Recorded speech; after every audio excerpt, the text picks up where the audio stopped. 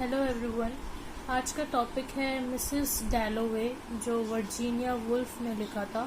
और मिसेस डैलोवे को 1925 में पब्लिश किया गया था। और ये एक साइकोलॉजिकल फिक्शन नावल है। और इसका जो नरेटिव डिवाइस है वो थर्ड पर्सन ओमनिसेंट नरेटर है। Third person narrator in the sense एक ऐसा नरेटर जो यहाँ पे जो करेक्टर्स हैं उनके लाइफ के बारे में अच्छे से जानता है। और जो इसकी सेटिंग दिखाई गई है वो लंदन में दिखाई गई है साल 1923। तो थीम्स तो मैं आपको बाद में समझाऊंगी, बट ये एक ऐसा स्टोरी है, मैं आपको पहले ही बता दूं कि इसमें दो फैमिलीज की लाइफ को इंटरविवन किया गया है। दो स्टोरीज है एक ही में और आपस में कहीं ना कहीं ये रिलेट करती है, जो कि हमें एंड में पता चलेगा। तो आइए अब हम स्टोरी स्टार्ट करते हैं। इस नॉवल का जो सेटिंग है वो लंदन में दिखाया गया है। तो यहाँ पे जो पहली फैमिली है वो है क्लैरिसा डैलोवे। ये एक हाई सोसाइटी इंग्लिश वुमेन है जिनकी शादी हुई है रिचर्ड डैलोवे से, जो कि एक गवर्नमेंट एम्प्लॉय है, एक पॉलिटिशियन है। और इनकी एक बेटी है जिसका नाम है एलिजाबेथ डैलोवे। तो हम सेकंड फैमिली पे बाद में आएंगे, पहले हम फर्स्ट फैमिली के बारे में डिस्कस करते हैं। ये जो क्लैरिसा डैलोवे है ये एक बहुत ही हाई सोसाइटी इंग्लिश वुमेन है, बहुत पैसा है इनके पास।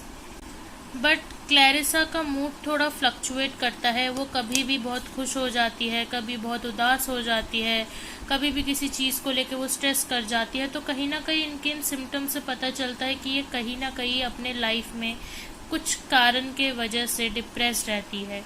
तो एक दिन क्या होता है कि क्लैरिसा एक पार्टी होस्ट करने वाली होती है, तो वो दोपहर को मार्केट जाती है अपने पार्टी के लिए फ्लावर्स लाने। तो जब वो वापस आ रही होती है तो रास्ते में उसको मिलता है पीटर वॉल्श। जो पीटर वॉल्श है वो क्लैरिसा के एक्स लवर है, क्योंकि अभी जो एज इनका दिखाया गया है वो दिखाया गया है 50 ईयर्स। पीटर वॉल्श क्लैरिसा के एक्स लवर रहे थे जब वो यंग थे एक टाइम पे। तो वो दोनों एक दूसरे को बहुत पैशनेटली लव करते थे। बट क्लैरिसा ने शादी का प्रपोजल पीटर को ठुकरा दिया था और उन्होंने उसको छोड़ के रिचर्ड से बाद में शादी करी, क्योंकि ये एक हाई सोसाइटी में रहने वाले थे और यहाँ पे सोसाइटी के हिसाब से लोगों को बहुत जज किया जाता था। तो उन्होंने पीटर के शादी के प्रपोजल को ठुकरा दिया था। इतने सालों बाद जब क्लैरिसा फ्लावर्स लेके वापस आई तो वो पीटर से मिली। और पीटर से मिलके वो जैसे ही उनसे बात करना चाह रही थी, उनके दिमाग में उनके पुराने सारे वो मोमेंट्स याद आने लग गए जो उन्होंने एक साथ बिताए थे एक टाइम पे। फिर क्या होता है कि जब ये दोनों एक दूसरे को देख रहे होते हैं तब एकदम से वहाँ पे आ जाती है क्लैरिसा की बेटी एलिजाबेथ डैलोवे। एलिजाबेथ को देखते ही पीटर वहाँ से चला जाता है और वो पूरे रास्ते ये सोचते हुए जाता है कि कैसे क्लैरिसा और उसने एक टाइम पे इतना टाइम स्पेंड करा था और कैसे उसने उसके प्रपोजल को ठुकरा दिया था। यही सोचते सोचते वो पहुंच जाता है रेजेंस पार्क। रेजेंस पार्क एक जगह का नाम है, वो वहीं पहुंच जाता है। अब यहाँ पे इस कहानी पे क्लैरिसा की कहानी पे पॉज लगता है और इसी नॉवल के अंदर दूसरी कहानी स्टार्ट होती है, जो कि होती है सेप्टिमस वॉरेन स्मिथ की, जो कि 2 नंबर फैमिली है। सेप्टिमस वॉरेन स्मिथ एक फॉर्मर सोल्जर रहे हैं।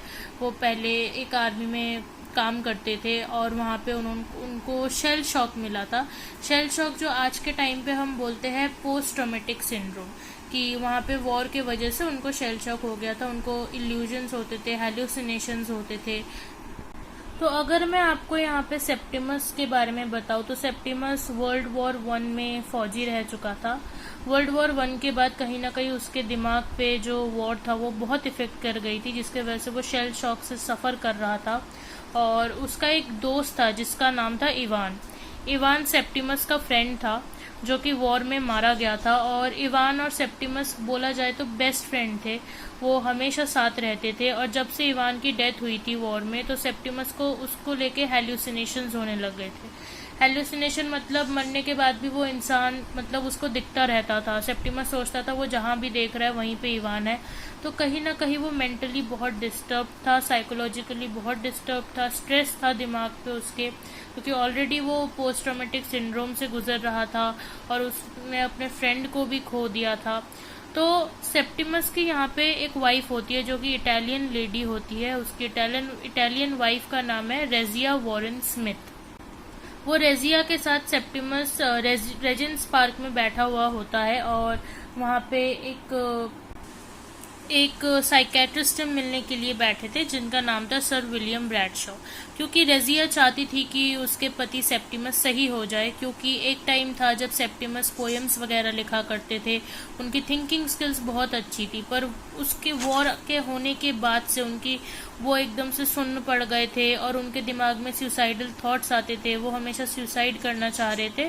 तो इसके लिए सेप्टिमस के वाइफ ने उनको डॉक्टर होम्स को भी दिखाया था। डॉक्टर होम्स एक जनरल प्रैक्टिशनर थे जिन्होंने जब सेप्टिमस का चेकअप किया तो उन्होंने इतना बोला कि उसको कुछ भी नहीं हुआ है, बस उसके दिल में किसी चीज़ का डर बैठा हुआ है, उसके दिमाग में किसी चीज़ का डर बैठा हुआ है जिसके वजह से वो अब कुछ रिएक्ट नहीं करता और सिर्फ सुसाइड के बारे में सोचता है। तो इन्होंने इसके केस को बहुत हल्के में ले लिया था। तो इसीलिए रेजिया चाहती थी कि अब वो सर विलियम ब्रैडशॉ से मिले सेप्टिमस के लिए, जो कि एक लंदन के बहुत फेमस साइकेट्रिस्ट थे। सर विलियम ब्रैडशॉ ने सेप्टिमस को देखने के बाद ये डिसाइड कर दिया कि इनकी जो कंडीशन है उसको देखते हुए उनको एक मेंटल इंस्टीट्यूट में भेजा जाना चाहिए जहाँ के उनका सही ट्रीटमेंट होगा। अब हम सेप्टिमस को छोड़ के वापस आते हैं क्लैरिसा के लाइफ में। अब जब हम क्लैरिसा के लाइफ में आते हैं तो हम देखते हैं कि क्लैरिसा के जो हस्बैंड है वो लेडी ब्रूटन, एक हाई सोसाइटी मेंबर, और ह्यूज नामक एक बंदे के साथ बैठ के लंच कर रहे होते हैं और उनके रिचर्ड के मन में एकदम से आता है कि वो क्लैरिसा को आज फ्लावर देंगे और उनको बताएंगे कि वो क्लैरिसा से कितना प्यार करते हैं। कहीं ना कहीं क्योंकि इसके हस्बैंड रिचर्ड डैलोवे एक गवर्नमेंट एम्प्लॉय है, एक पॉलिटिशियन है, तो कभी भी वो क्लैरिसा को ज़्यादा टाइम नहीं दे पाए थे अपने लाइफ में। तो क्लैरिसा इस बात को सोच रही होती है घर पे बैठ के कि एक टाइम पे पीटर जब उनके साथ था उनको कितना प्यार करता था और आज जिनके साथ है वो उनको टाइम भी नहीं देता। तो क्योंकि इसके हस्बैंड यहाँ डिसाइड करते हैं जब कि नहीं, मैं आज उसको फ्लावर दूंगा और उसको बोलूंगा आई लव यू, तो जैसे ही रिचर्ड क्लैरिसा के सामने आते हैं तो वो सब भूल जाते हैं और क्लैरिसा को सिर्फ एक वो फ्लावर पकड़ा देते हैं। अब हम आते हैं एलिजाबेथ डैलोवे पे। यहाँ पर एलिजाबेथ के थ्रू एक नए कैरेक्टर का इंट्रोडक्शन होता है जिनका नाम है डोरिस किलमैन। ये एलिजाबेथ की टीचर होती है, उनको ट्यूशन पढ़ाती है, पर कहीं ना कहीं किलमैन नहीं चाहती कि एलिजाबेथ पे उसके माँ का असर पड़े, क्लैरिसा का असर पड़े, तो वो क्लैरिसा से नफरत करती है। और क्लैरिसा को किलमैन पसंद नहीं, वो चाहती है कि एलिजाबेथ पे किलमैन का कोई असर न पड़े। अब यहाँ पे हम फैमिली 1 के स्टोरी से अब हम फिर से वापस जाएंगे सेप्टिमस के स्टोरी पे। अब जब हम फैमिली 2 पे आते हैं तो मैंने आपको बताया था कि सेप्टिमस अपने वाइफ रेजिया के साथ पार्क में बैठा होता है। सर विलियम ब्रैडशॉ से सुनने के बाद वो रेजेंस पार्क में बैठ के सोच रहे होते हैं क्या करे, तो उतने में रेजिया क्या कर चुकी होती है कि उसने डॉक्टर होम्स से अपॉइंटमेंट ले चुकी होती है वो सेप्टिमस को दिखाने के लिए। अब जैसे ही वो सेप्टिमस को लेके डॉक्टर होम्स के ऑफिस में पहुंचती है और डॉक्टर होम्स उसको चेक करने आते हैं तो अचानक से सेप्टिमस को फिर से हैल्यूसिनेशन होने लगते हैं और वो सोचता है कि डॉक्टर होम्स कोई अलग ही क्रिएचर है, कोई अलग ही दुनिया से आया है, कोई मॉन्स्टर टाइप क्रिएचर है। तो वो सोचता है कि ये तो मेरे को मार डालेगा, डॉक्टर होम्स मेरे को मार डालेगा, इससे अच्छा मैं खुद की जान बचा लूँ। तो वो क्या करता है, वहां से भागता है और बैल्कनी से कूद जाता है। जैसे ही वो बैल्कनी से कूदता है वो वहीं के वहीं सेप्टिमस की डेथ हो जाती है। अब जब सेप्टिमस मर जाता है तो हम वापस अब आते हैं मिसेस डैलोवे के यहाँ पे। तो यहाँ पे हम देखते हैं कि मिसेस डैलोवे अपना पार्टी होस्ट कर रही होती है और ये बहुत ही सज धज के एक इंग्लिश वुमेन की तरह सज के आई होती है और इनके पार्टी में जितने भी अटेंडीज होते हैं वो भी बहुत हाई सोसाइटी, हाई क्लास के लोग होते हैं जो इनके पार्टी में आए हुए होते हैं। और इसमें क्या होता है कि उनके बचपन की फ्रेंड सैली आई होती है। सैली भी उनके स्कूल फ्रेंड में थी और बहुत ही क्लोज फ्रेंड थी उनकी। सैली के साथ पीटर भी वहाँ पार्टी में आए हुए होते हैं। तो अब जैसे ही वो पार्टी में आती है क्लैरिसा, तो वो आते ही सुनती है कि तो उस पार्टी में इनको पता चलता है कि क्लैरिसा को कि ऐसे एक फॉर्मर सोल्जर था जिसका नाम सेप्टिमस वॉरेन स्मिथ ना, जिसने सुसाइड कर लिया। और ये जो अनाउंसमेंट करते हैं पार्टी में वो थे सर विलियम ब्रैडशो। ये एक इंग्लिश मैन थे जो अपने वाइफ के साथ आए हुए थे। तो जिस टाइम ये इन्होंने अनाउंसमेंट करी कि ऐसे एक फॉर्मर सोल्जर ने सुसाइड कर लिया, उस टाइम क्लैरिसा गेस्ट को एंटरटेन करी। तो उनको लगा कि ये भी कोई ऐसा टाइम है कि आप पार्टी में ऐसा एक अनाउंसमेंट कर रहे हो कि एक बंदे ने सुसाइड कर लिया। पर कहीं ना कहीं ये बात क्लैरिसा को बहुत इफेक्ट कर गई थी अंदर तक। तो वो सबको एक्सक्यूज करके वो अपने आप एक अकेले कमरे में जाती है और वहां बैठ के सेप्टिमस के बारे में सोचती है। मैं आपको यहाँ पे बता दूं कि क्लैरिसा की फैमिली और सेप्टिमस की फैमिली एक दूसरे को ये लोग जानते ही नहीं थे। ये अलग रहते थे, ये अलग रहते थे, पर कहीं ना कहीं इनकी लाइफ, क्लैरिसा और सेप्टिमस की लाइफ इंटर रिलेटेड थी।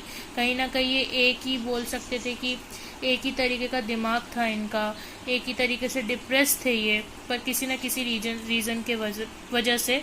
तो क्लैरिसा क्या होता है कि वो एक अकेले रूम में जाती है और सेप्टिमस के बारे में सोचती है। वो अपना अकेले कमरे में बैठ के ये सोचती है कि सेप्टिमस को कितनी खुशी हुई होगी जब उसने जिंदगी के ऊपर मौत को चुना। कि क्योंकि सेप्टिमस ऑलरेडी लाइफ में इतना डिप्रेस था, इतना परेशान हो चुका था, और वो क्लैरिसा के मन में सेप्टिमस के लिए कहीं ना कहीं रिस्पेक्ट बहुत बढ़ गई कि उसने कितना अच्छा काम करा है, मतलब अपने जिंदगी में। कि उसको लगा था कि अगर वो ये लाइफ जिंदा होके जिएगा तो कहीं ना कहीं उसको कॉम्प्रोमाइजेस के साथ जीना पड़ेगा, वो खुल के नहीं जी सकता। और अगर खुल के जीना चाहता है तो वो एक ही तरीके से है कि वो मर जाए, सुसाइड कर ले। मरने के बाद उसकी जो आत्मा, जो सोल होगी, वो अपने आप एक खुले आसमान में जिएगा।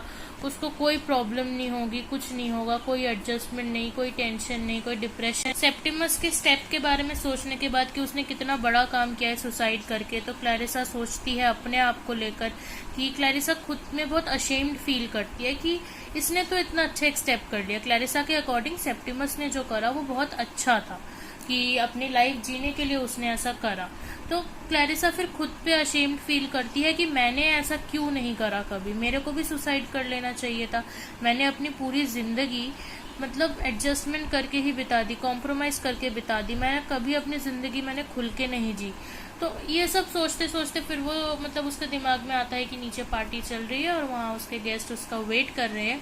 तो किसी तरह वो अपने आप को बिल्कुल अपलिफ्ट करके, बिल्कुल सही करके फिर से वो सबके बीचों में जाती है। और ऐसे इस स्टोरी का एंड होता है। तो मैं आप लोगों को इस स्टोरी का कंक्लूजन बता दूं। इस स्टोरी में दो लोगों की लाइफ दिखाई गई है, एक क्लैरिसा और एक सेप्टिमस की, पर कहीं ना कहीं इनकी लाइफ बहुत इंटर रिलेटेड थी आपस में। दोनों ही अपने लाइफ में किसी न किसी रीज़न को लेकर डिप्रेस थे। क्लैरिसा डिप्रेस थी कि वो एक हाई सोसाइटी वुमेन थी, जिस वजह से उनके हस्बैंड उनको टाइम नहीं दे पाते थे। वो कभी भी किसी चीज़ों को लेकर सोचती रहती थी, कभी खुश होती थी तो कभी डिप्रेस हो जाती थी। वहीं पे सेप्टिमस वॉर की वजह से उसको शेल शॉक हो गया था, और क्योंकि उसने अपने कितने अच्छे, इतने क्लोज फ्रेंड को खो दिया था, तो वो उसको हेल्यूसिनेशंस होते थे, वो डिप्रेस्ड रहता था।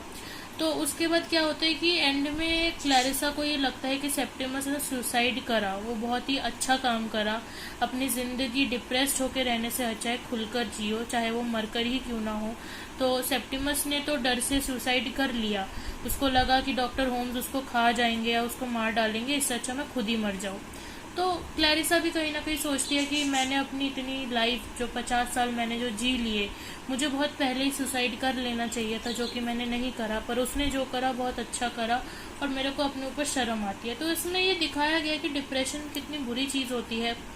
अगर हम थीम्स की बात करें अब, तो पहला थीम ये सोसाइटी और क्लास। सोसाइटी और क्लास की वजह से लोग क्या ना कुछ करते हैं कि लोग एक दूसरे की फीलिंग्स समझते हैं। क्लैरिसा एक हाई सोसाइटी इंग्लिश वुमेन थी, उसने पीटर के प्यार को ठुकरा दिया। प्यार को नहीं ठुकराया, शादी के प्रपोजल को ठुकराया, क्योंकि रिचर्ड एक पॉलिटिशियन था, वो बहुत ही हाई लेवल क्लास का इंसान था, इसीलिए उसने पीटर को ना बोल के रिचर्ड से शादी करी।